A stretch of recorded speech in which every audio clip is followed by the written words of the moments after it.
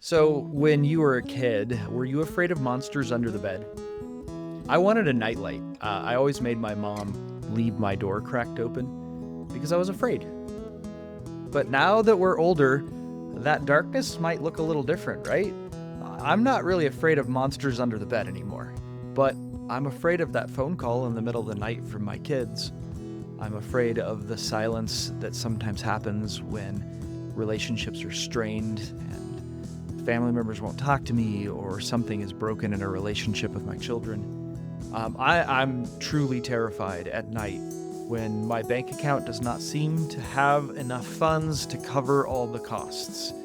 If you're like me, you tend to believe those dark trials, those moments of intense fear and sadness mean that you've done something wrong. I recently heard someone tell me that, it's so stressful, I just need to pray more. I need to be more faithful with reading my Bible, doing my spiritual disciplines, etc. And if I would just do that, I would feel the intimacy of God more closely. But during this time of Advent, one of the Psalms that we use in our services is Psalm 25, and it begins with the beautiful phrase, I lift up my soul to you, Lord. And this psalm paints a very different picture. That as we live through the trials of life, lifting our souls to God, that actually is a prayer. That is a form of spiritual practice that puts us into contact with God. That's what we're going to talk about today. Welcome to the Signpost Inn podcast. I'm your host, Brandon Booth, and I am very glad you're here. This show is where we explore what practical Christian faith looks like when we start with God's grace instead of our own performance. We're going to try to cut through the BS and lift your gaze from the chaos of life and to help you attend to Jesus as he's really revealed in his word. And of course, today joining me as my normal co-hosts, I've got Matt Boland and my wife, Leave. Hello, guys. Good morning or afternoon, wherever our listeners happen to be, guys. Hey, guys. Yeah, we are recording in the afternoon right now, or morning. We don't know. It could be either. Matt has coffee, so let's see what it is. Okay, the idea for this episode, guys, came to me from a lot of conversations that I've been having recently with clients, directees, who are going through it. I mean, really going through it. Going through it with family, especially kids. I have had many conversations with folks whose adult children have wandered away from the faith, are into some pretty dangerous things, and there's a lot of grief, there's a lot of guilt, there's a lot of hurt that they carry that, and it feels like, it can feel like a really long, dark trail. It also has come to be this idea for this show is coming from my own experience, right? Of dealing with my own panic attacks of late. There's trials in my life. There's fears about finances and things like that, that when you're in there, Leave can vouch for this. For example, I'll just share from my own life. When I'm having severe anxiety and panicking, rightly or wrongly, regardless of what the truth is, the feeling I have is that I'm all alone. God's not going to help. Or if God is going to help, he's not going to give me what I want. Like he doesn't, and then I tend to kind of layer guilt on top of myself about the quality of my prayer life, the quality of my spiritual life, etc. And I've heard that from a lot of people that I've been working with lately as well. So that's kind of where this show comes from. And I'm curious, just from your guys' perspective, I've shared one of mine. You don't have to get too vulnerable, of course, but do you resonate? What are some of those deep, dark things that sometimes feel like you're alone in? Yeah. I mean, duh. Yeah. And the fact that we're this might be my best moment, guys. Well put. Well put.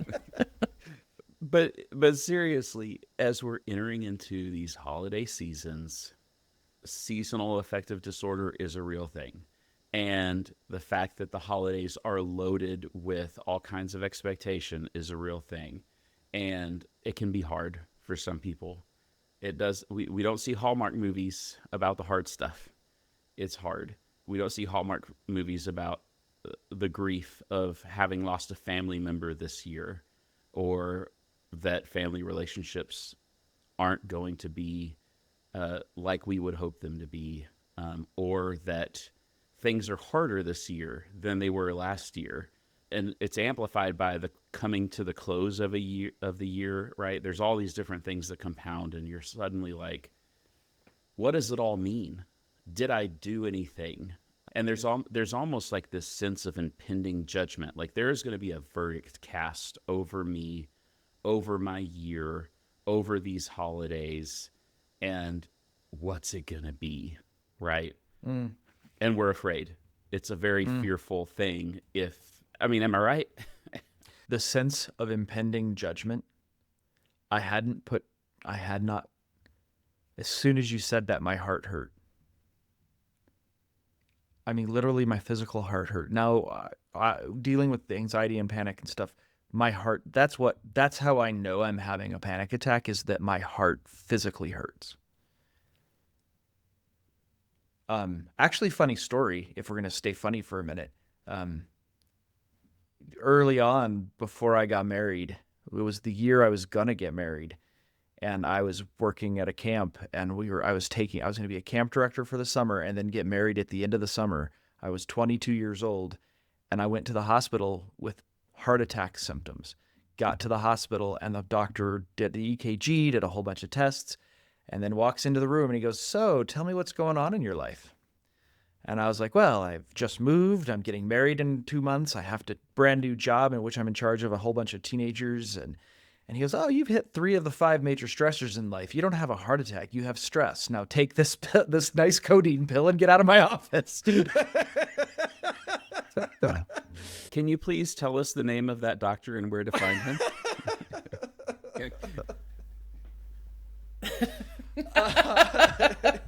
Well, that was, yeah. Well, honestly, I'm at the age that he told me to come back to him. He said, "Come back when you're," and I'm that age now.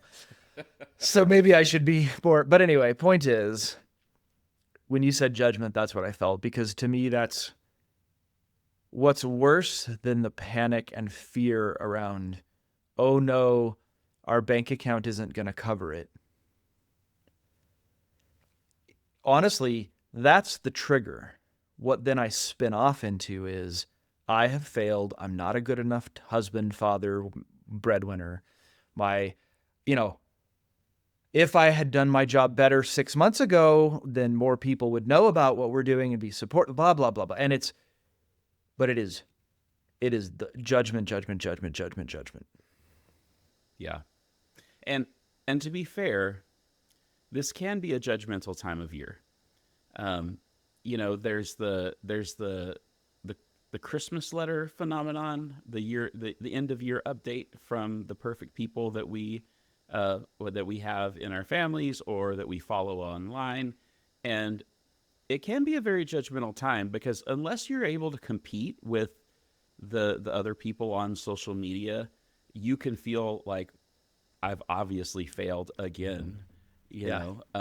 And if you haven't, like, yes, I'm still stuck in the same job that I've said I was going to change this year. Yes, I'm still single, or, fill in the blank. It can be a very judgmental time. And maybe one thing we should do is not be the people that are doing that. We shouldn't be part of the problem. We should be part of the solution. But it's not, it is real. It's a real thing. Mm-hmm. What the phrase that Leave and I have been batting back and forth. We went to a conference recently, a Mockingbird conference. If you don't know about that ministry, great ministry. We love it. We've had the Zoll brothers on the podcast a few times. I'm going to make a note that we will put into our show links, a link to Mockingbird. But we went to their conference in Virginia recently. And just because when you first meet somebody or you watch somebody up on a stage speaking, all you see is the slice of their life where it appears that they are successful and happy. And so we kept saying, don't compare your insides to other people's outsides, which I can't remember who said that, but it's a genius way of explaining. I'm always comparing what I know to be true about me to what I can only see a little slice of somebody else's life. And Yeah, boy, does that feel judgmental. I think. No, go ahead. Yeah, I think I see. Oh, go ahead. We see so much around the holidays with, yes, the Christmas cards and all the things of people. Okay, I have Gen Zers. It's giving contentment. You see their pictures and their posts and oh man, contentment, right? Like contentment core.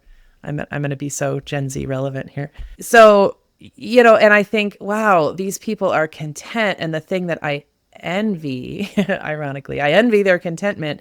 And I've been struggling an enormous amount recently with feeling frustrated that I don't feel the same way about Colorado as all the people around me do seem to, like I've been struggling with, well, should we, we were thinking we would move. We're not sure where those plans are right now. They're on hold at least until the spring.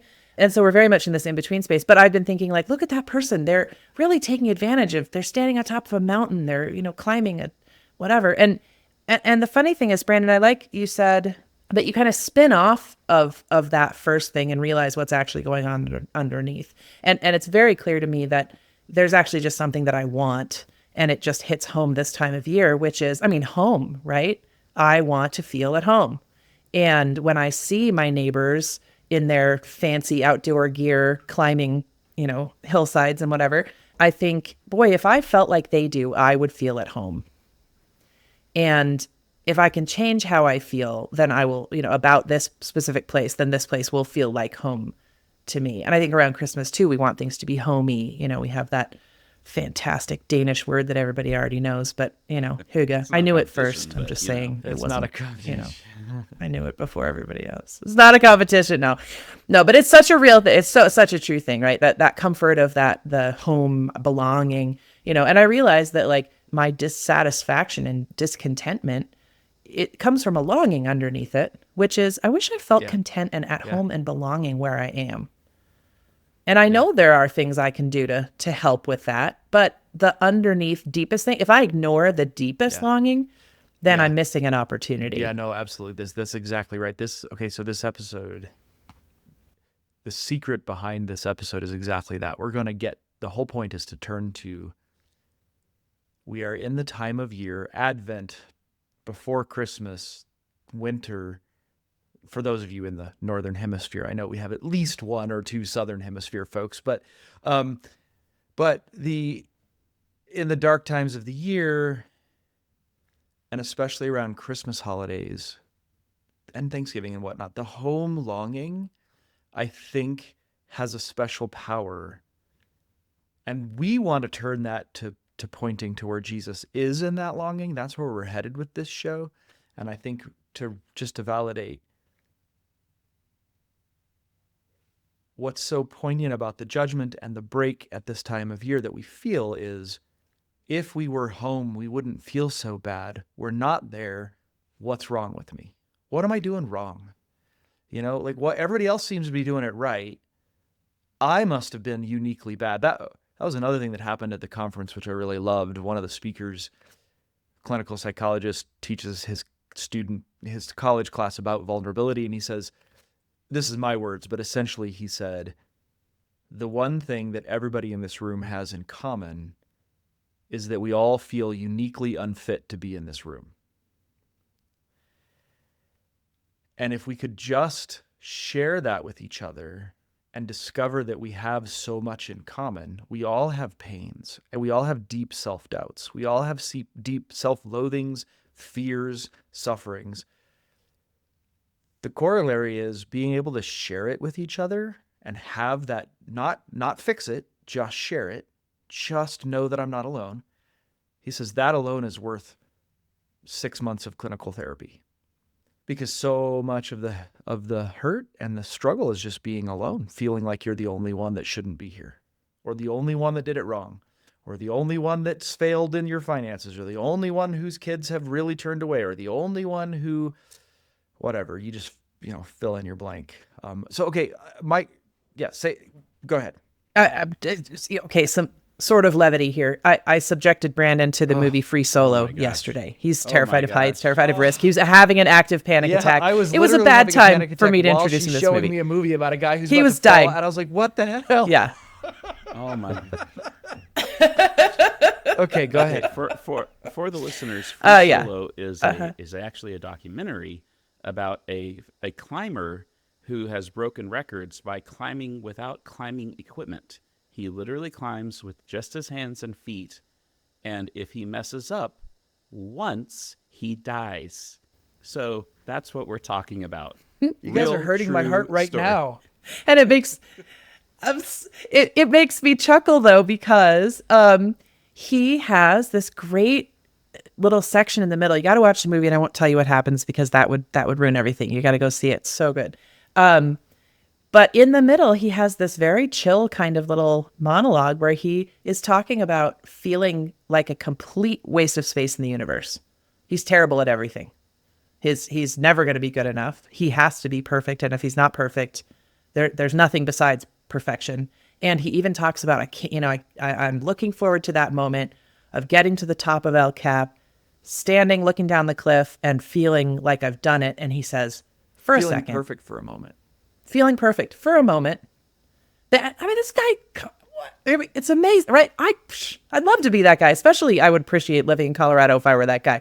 And surely I'd feel at home, right? But even this guy feels uniquely unqualified to be in the room. And he's an arrogant guy. Like, he's a great guy, but he's an arrogant guy. But even so. Sorry. Love you, dude. So, okay, so that goes right along with the next point, which is we're all in that deep place of feeling like we're all facing serious trials. They tend to make us feel like we are uniquely bad. Why? I don't really want to ask the question why. What I want to explore with compassion is the natural fallen instinct to isolate, which I think Free Solo, it's right in the name, is there. Like, instead of admitting I need help and facing that I have deep insecurities, I put on a mask, I run to my Instagram page, I perform, work. Why not go ask for help? No, I'm not asking for why. I'm saying, let's explore that I do that too, and it's okay that you do. What are some of the reasons that might happen? Yeah. Well, okay, so on theme with adventurous people, the movie starring James Franco, 128 Hours, I think is the name of the movie. He's a climber, is on this theme. He likes to go outdoors. He likes adventure. He doesn't tell anybody where he's going. He just likes to escape into the wilderness. And I'm not giving away. It's been out for years. But he is climbing and finds himself pinned by a rock. Oh, He's right. got one arm completely pinned. He's trapped for 128 hours. And the movie does it so well because he does survive, FYI. It costs him an arm, but it takes him getting to the end of the movie where he finally finds, like, he's walking out very badly hurt, and he finally sees some other hikers, and he finally cries out, "I need help." And this is the breakthrough moment in the course of the narrative of the movie. It costs him an arm to learn the lesson that I need others and I need help. And that goes right along, I think, with what you just said, Brandon. Yeah. And I do want to offer some compassion here, which is like, we've said this joke on this show before, not nearly enough, but the three hardest things in the English language to say are, I'm sorry, I need help, and Worcester, whatever it is, sauce. Like that, those are the three hardest things to say. Worcestershire. Exactly, that word. It's not that hard. Yeah, it is. Now say I need help. Go for it. I dare you. Oh, no, not possible. No, can't do that. Are you crazy? Go. Never. I need some Have things I need to some attend Worcestershire to. sauce. I got to go to the store. But I do want to offer the compassion that it's really, really hard to do it because the entire culture's against you. Your human fallen nature is against you. It is so dangerous. Okay, if you're sitting in the room with a whole bunch of other perfect people and you are the one person that is the fraud, which is how I felt at the conference. It's how I felt. That's how I feel in every room. Okay, I'm sorry. It's how I feel sitting with the two of you. If that's you, there's no way in hell that you're going to say, you know what, I feel like I'm stupid and shouldn't be here and I'm not worth it. I'm not going to say that to a bunch of perfect people. So interesting, at the conference, this professor said what he does, one of the things he does is he has his students all write down privately, secretly, one of their deep insecurities, one of their negative narratives they tell about themselves, and then he reads them anonymously from the front of the classroom. And that alone helps, because all of a sudden they find out that everyone else in the room has a unique and different, or sometimes very similar, deep insecurity. And it makes it more okay to ask for help, to say, I need to say this. So I just want to say, hey, it's okay if you feel that way. We all do. It is really scary to get over that. I want to also then turn it to, and I'm just going to comment on it, then we're going to make the switch. Just one of my dear friends was telling me about a really dark time he's going through. Really dark. Sick kids, like really sick. Inexplicable things, doctor's bills that are piling up like crazy, and lots of family strain around it. And the entire frame that he gave to the conversation was, my prayers have faltered and I just want to feel closer to God. I just want to feel like I need to get back doing my prayers and my Bible reading more so that I can be closer to God and I cannot lean on my own understanding. And it's not exactly the God is punishing me frame, which, by the way, a lot of people have too, and that makes perfect sense. If that's your frame, that's fine. Like, God must hate me. What's wrong with me? Why would he make me for this? But it's the I haven't performed well enough frame, right? It's the I'm the one that's not doing it right. God's holding up his end, I guess, but I'm not doing mine. So if I were, things would be better. And I just want to acknowledge that feeling with God, the absence, quote unquote, of God, often in the times of dark trials, in the dark trails of life, even to play on the word, is so easy to frame as being my lack, my inability. And that's that negative narrative.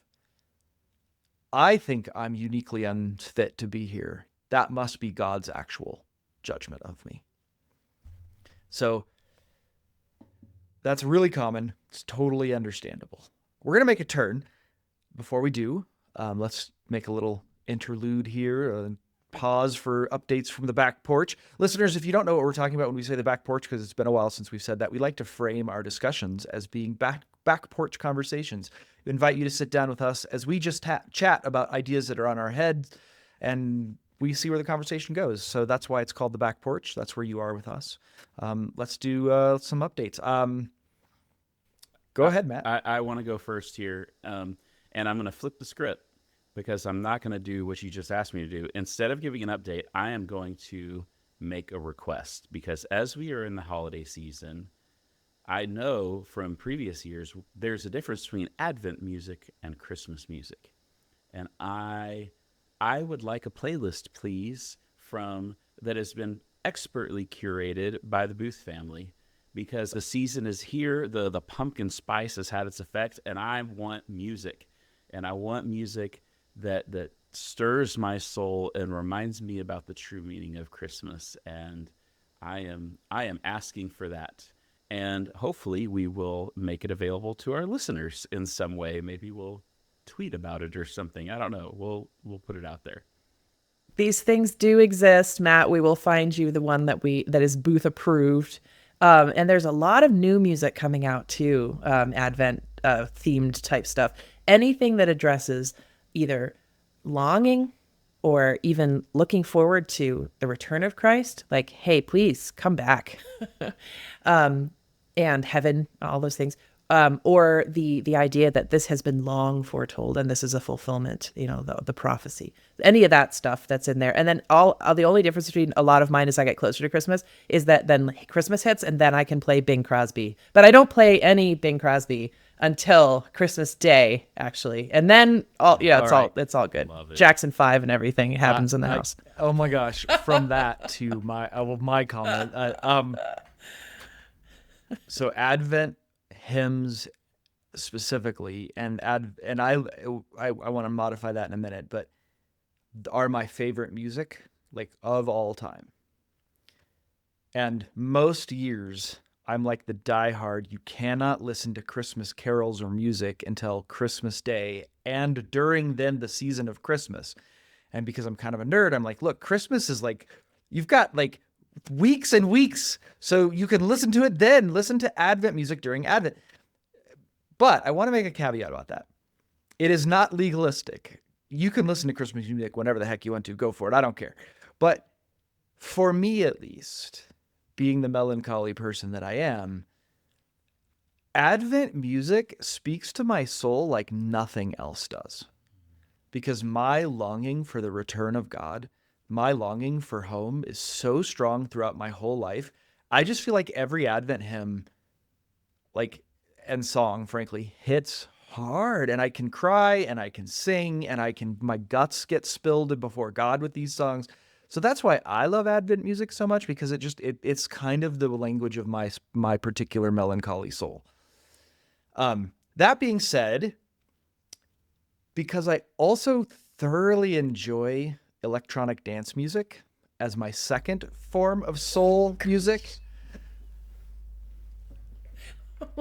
Out loud. Look, we do a lot of vulnerability here, but I mean, come on, honey. Now they know. Darn it. Credibility gone. I also really love some of the pop Advent music that's sort of like got some bass to it. There's not much of it out there, but I tell you, like, if somebody could make me an album of Advent EDM hymns, I probably would listen to it every day of the year for my entire life. Add it to the playlist. We're going to create a group jam. We're going to jam on Spotify. We're all going to add in some things. It's going to be awesome. That's a great. Okay, I got a note that we'll link to it in the show notes. So wow. Wow. That's my request, is if you know of any good EDM Advent, send it my way. Okay. Maybe that should be our update. Maybe we're done.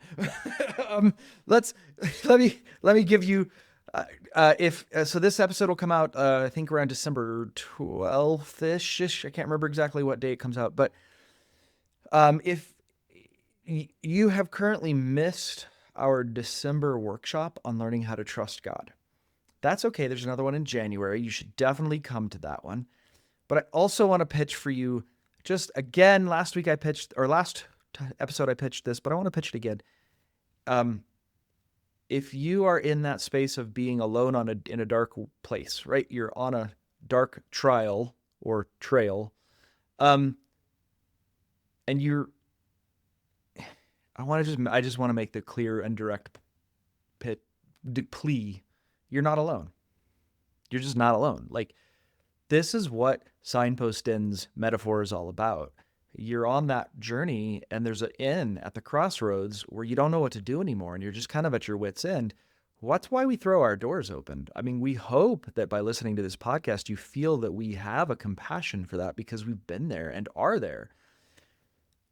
And we have a space in our hearts. We have a space in our lives for you to not have to journey alone, where it can be safe to say, I need some help, where it can be safe to say, I don't know, I'm angry, I'm sad, God feels nowhere near me. That's what we exist for. Workshops are a great place to just get a taste of it. The intensive in February is the place to meet other people and start maybe journeying with some people, and also receive deep wisdom from Scripture about what Jesus is like in those spaces of your life. And then finally, spiritual direction. Again, I know it's scary to reach out to another human being individually and say, I need help, I'd like to talk to you. Those who have the courage to do it find transformational stuff. They find, again, just knowing you're not the only person in the room that feels uniquely bad is worth lots and lots of therapy. But combine that with someone who's helping you grow, heal, deepen that intimacy with Jesus, and that changes everything. So check it out, signpostin.org. I'd love to talk to you totally for free. Sign up for a session and just see what it's like. So, all right. Let's make our pivot in our show to, here we are, dark time of the year. Advent is the perfect season of the year for us to be contemplating being alone and lost and longing for home, longing for some help. I feel very lost. I feel very alone. This may sound like a strange turn, but what, both from the conference and my own experience, what this reminded me of was this theme that runs all throughout C.S. Lewis's works. And there's a fancy word for it, apparently, that I cannot say. It's a German word, but it basically means that deep, inconsolable longing that you have for home, for that place that just feels like it's got to be real, but you don't know where it is. It's that ache in your chest. Lewis himself, in his it's in the afterword, of his third edition of Pilgrim's Regress, he described it this way. He calls it, that longing is that unnameable something, that desire which pierces us like a rapier at the smell of a bonfire, the sound of wild ducks flying overhead, the title of the well at the world's end, the opening lines of Kubla Khan, the morning cobwebs in late summer, or the noise of falling leaves. And it's like, this is not as good as Lewis says it. It's when the horse smells the barn. You know, it's the whiff of home, of peace. I just, in this moment, want to call your attention to, that's what the longing that you're feeling is. It's a kind of homesickness. And Lewis says, following Jesus, that the mere existence of that longing is evidence that there is a home to be had. Just as the hunger you feel when you haven't eaten in a long time can only exist because there is actually food, bread, to fulfill that hunger. We are the kind of being that our desires, our longings, arise from missing something that exists that we're supposed to have. So, and I gotta follow that up, because you opened the door, you brought up Lewis, and so you're gonna get it. Here it comes. The in The Lion, the Witch, and the Wardrobe, this is what's so perfect about the way they enter that world, and the Narnians expressing, yes, it is magical, and it's still beautiful and still magical, but it's always winter and never Christmas, because the joy and the hope of Christmas is the longing, and the longing is, it's just paused. It's never Christmas. And when the frost begins to melt, people, the Narnians just begin to come alive. And Saint Nick, Santa Claus, is going through Narnia, and Lewis got a lot of criticism for putting Saint Nick in a children's story that just sort of broke the fourth wall in some way. But since then, a lot of people have come to his defense because it's so perfect. Because what it is look at the gifts he's giving. What he gives a gift to a group of Narnians, and what is it? It's a tea party, and it's fellowship, and it's hot tea, and it's the first taste of just simple joys that were iced over by the evil of the White Witch. So You're exactly right. It's through all of his works. It's the yes, and the White Witch is the perfect picture. I was actually talking to a client about this. The White Witch is the perfect picture of the way that we this side of heaven feel the ache and he says it. It's a desire that pierces us like a rapier. That is a sharp, painful desire. We don't like the way it feels. So we try to numb the pain. What do you use to numb pain? Ice. That's what distraction is. That's what addiction is. That's what running to the bar is. That's all the things that we're doing to try to stop feeling the pain of not being home and the love of home and the smell of the barn. That hurts. You're not there yet. It's a long, long, long way to go. But Lewis says, don't numb the pain. Don't numb that longing. The longing is the point. And St. Nick gives a tea party, and that tea party is a painful joy because it's just a tea party. It's not Narnia remade yet, but it is a taste. And the tastes are so powerful. The one candle in the darkness sitting on your kitchen table during these dark winter months, it's just one candle, but it means so much more than that. And it isn't the sunshine, but it does bring you some of that same, there is light in the world.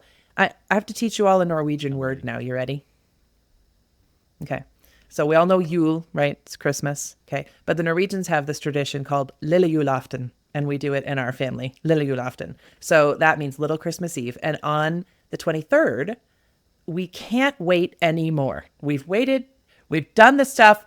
No more. We can't wait anymore. And although, yes, it's not the final end resurrection, we're like, that's it. We got to do it now. So the 23rd in the afternoon, you have this spectacular like high tea with like all the cookies you've been making and some really weird Norwegian foods that I absolutely love. And my kids have been raised on pickled herring, and that's just how it is. Meats, so, which aren't meat, right? No, it's not. It's not that. No, it's there's a boiled pork thing we make, and it's very nice. I know but is there's meat. Anyway, there's also meat. There's meat and a lot of fish. Yeah, but we can't wait. We're not going to wait any longer. We can't. We just got to have some Christmas. And so it starts on the 23rd, and then the 24th is our big old bash, and then the 25th is fun too, and then it continues. But I wouldn't want to, well, I don't know, let's put it in the positive way. The longing we have for home at that time, the big one's coming, but let's not lose sight of how incredibly important and powerful these foretastes are. They're not teasers in that sense. They're not, God's not a sadist. He wants us to have the little bit of what's coming because he can't wait. So he's got these Lille Julaften moments where he's like, okay, here's the beauty. Here's the full package in a small moment right now. And then we're waiting for the big one. But it makes the moment of joy that much sweeter when you realize that it is a present taste of paradise right now. Yes. This is why the church has celebrated Advent and Christmas and always mashed up the Advent season to being a longing. It's on the surface a time when we transport ourselves and our imaginations back to the time before Jesus was incarnate, and the whole world is groaning and waiting for Christ to come. And then the night happens and Jesus is born and heaven and earth have collapsed and Jesus is now on earth. At the same time, we are in our own Advent season, longing for the return of the King to make all things finally right. And so Advent has this dual time to it where you're in both times at the same moment. And the incarnation, Christmas Day for the church, is a celebration of both the first and the second coming, and a celebration of the sacramental reality of Christ present with us now. And we are like, so there's this just beautiful like layer upon layer of God doing his work Aslan being present and Narnia being recreated and joy being had and joy to come. Yes. And here's the turn then for how you deal with this with your longing, right? And the pain that you're in. At the conference we were at, there was a speaker, Sarah Condon, one of the Mockingbird speakers. And she had this great line. She said, our performance or our faithfulness is a poor barometer for our relationship with God. And if you think about it, that's usually what we look to. How am I doing? How faithful am I being? How obedient? How am I performing? That's my measure for how close I am, how good my relationship with God is. She says, our performance or our faithfulness is a poor barometer for our relationship with God, but our longing is not. Our longing reveals something true about God because we long for someone to rescue us. Our longings point to the truth that God is coming, has come, does rescue us. And here's her kind of final quote. Our hearts have been telling us the whole time that help has to come from the outside. When we lose hope, we end up in God's lap. Hope in ourselves. When we lose the ability to, I'm going to do it, we end up in God's lap, where we've always been, but now we can see it. Her point was genius. It's to don't look to your faithfulness. Don't look to how well things are going in your life. Don't look to your own performance or your children's health or whatever else. It's that rapier that pierces your heart of desire for home is pointing you to home. It's pointing you to the truth. Christ has come. Christ will return. Christ is present now. I promised we'd talk about Psalm 25. Psalm 25:1 reads, to you, O Lord, I lift up my soul. That's the opening line. Imagine, this is the picture. It is David, the author of the psalm, lifting up. His soul means my entirety of my being. My body, my heart, my longings, my fears, all of it. It is David lifting up his soul as an offering to the Lord, holding it out like a little kid saying, you take it. I surrender. You hold me because I can't. That is prayer. That's what a prayer is. It's not so much words as it is the posture of offering up my messy, anxious, fearful self and saying, you hold me. So here's my comfort. And I want to say to you, if you are here saying, I haven't prayed enough, I don't do enough, I need to, if I were, I'd feel better. I just want to offer to you, as you are suffering in the darkness of fear or whatever, your kids, your finances, whatever, your one step after the other survival, offering your soul to God in those moments is prayer. You are currently praying. You don't even have to say words. You're just taking the next step, saying, Lord, hold my soul, hold my all, hold me. And then you go and you do the next thing. That's prayer. That is the communion with God. Your longing for home drives you forward. That's prayer. So you are praying. You are doing the one spiritual practice that matters the most, which is trusting God. I'm seeing a beautiful mercy from the psalmist to his poor little soul, and I'm thinking of why so downcast, oh my soul? Why are you so downtrodden? And that pity we have for it. Let yourself see that, oh, poor soul, and then lift it up where it can be done some good to.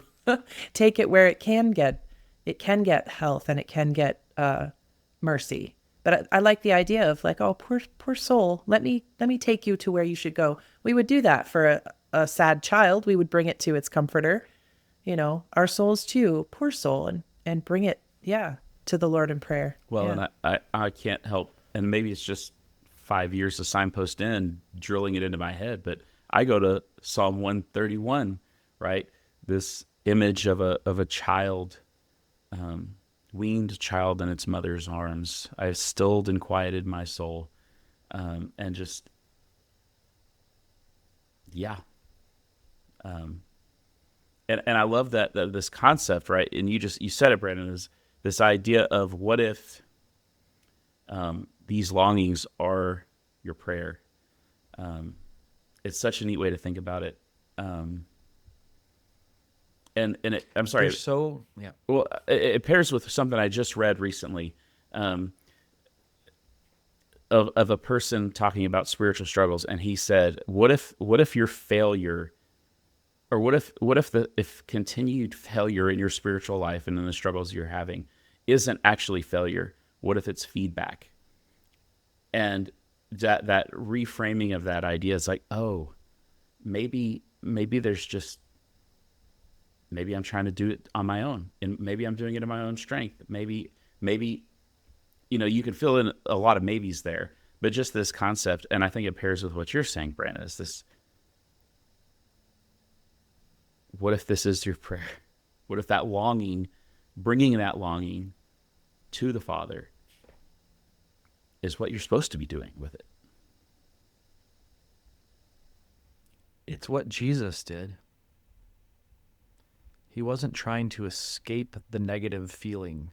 Negative is the wrong word. He wasn't trying to escape the painful feelings of sorrow, of longing, of, Lord, have mercy on these people. Please save them. They were his prayers. His life was a life of offering other people to God, offering in sorrow, of course.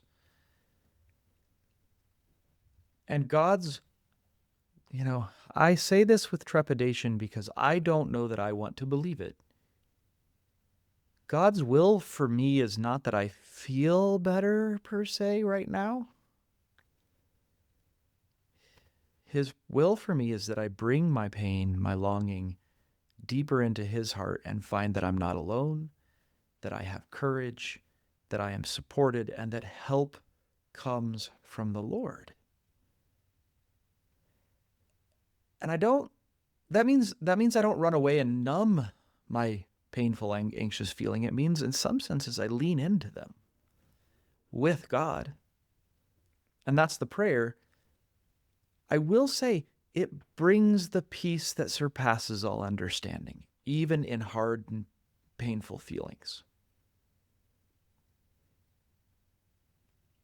And it's hard to describe how different that is, but until I embraced them as prayers, as good, as valuable with God, then all I could do is run away from them. I still don't like them. I still was up last night, very scared and hurting. But there is a part of me that knows this is when my life, this is when I grow. This is when God and our friendship deepens. And we gain more of an understanding of what he wants for us. I mean, can you imagine if we looked at our longings, really honestly, the idea that, I would like to appreciate Colorado so that I want to live here so that I feel at home. But to look at the underneath one, that I feel at home, and whatever the underneath longings are, to think God wants me to have those things, and I will have those underlying things: belonging, love, acceptance, innocence, freedom, all the things that we want, security.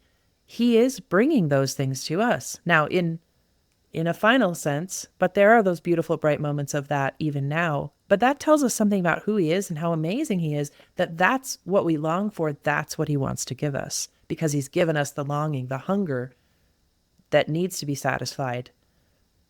I want home because I have a need for home, and he is the one who supplies me with a real home. Mm-hmm. Mm-hmm. I think that, yeah, like there's hope of the future fulfillment of the longing. There's these present bright moments where we get tastes of it that keep us going. And then there's the paradox that even in the longing itself, even in the pains themselves, there is a mysterious presence of Christ and unity with him, that he has come into it. And I don't know any Christian who can describe that to you in words, but I think we all have experienced sometimes, at times, the deep peace of knowing God is with us in the worst. Because he promises he will be. And he is. I think the practical thing then is to say, here's a sort of, how do we turn this into something you actually can work with, maybe? Is to say, if you're in a trial, if you're in a hurt, if you're in a place of darkness, don't give up hope. Reach out for help. So that you don't numb it away and turn into ice.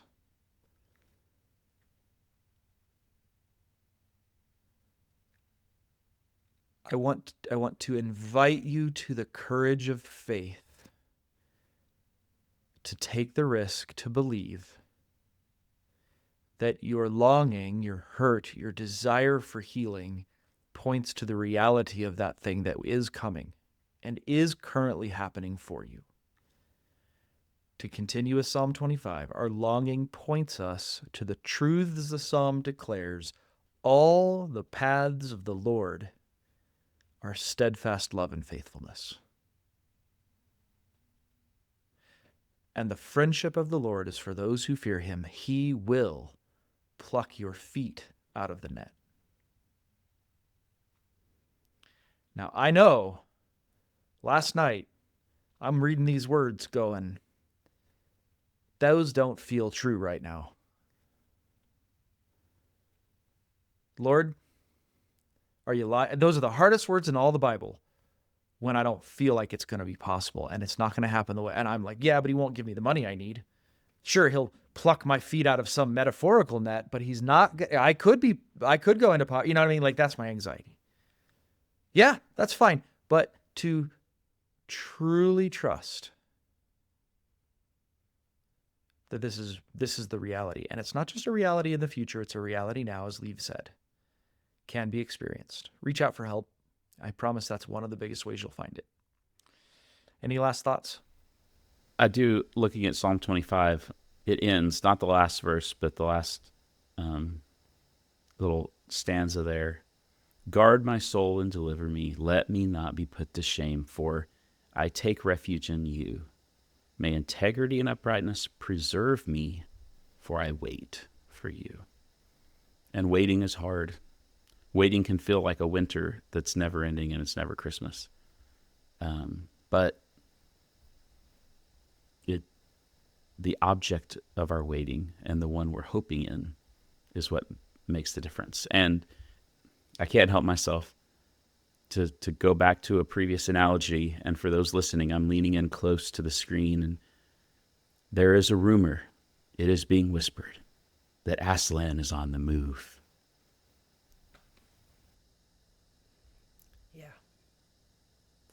Yeah.